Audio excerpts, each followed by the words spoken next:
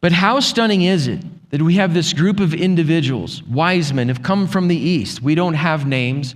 We have a fuzzy kind of title. We have somewhere east of Judah or Jerusalem, across the Arabian desert, probably from an entirely different culture and language and vocabulary. But these individuals have watched not just the sky itself, but the reason they're watching the sky is they've been looking for the King of the Jews.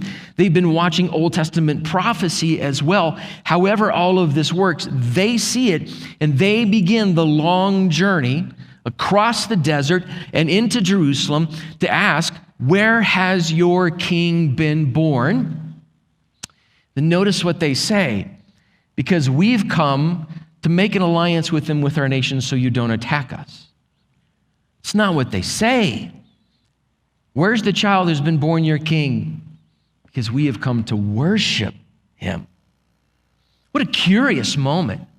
What an absolutely incredible moment that these men who were described as wise, who probably had access to all of the education that their culture and their world had to offer, and what their wisdom does is it drives them to find Jesus.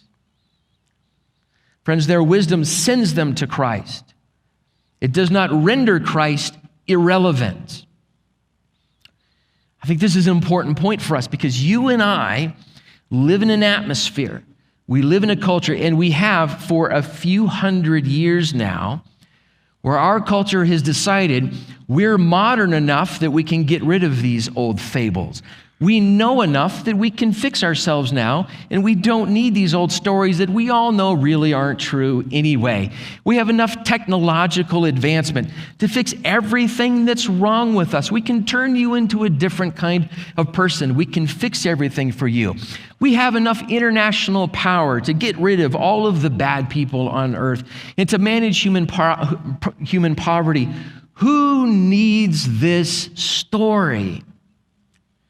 But when we look at what actual wisdom does, is it leads us straight to Jesus Christ. Everything else that I just described that we hear in so many ways and we've heard for generations now is complete and absolute foolishness. Because what it does is it drives us away from Jesus.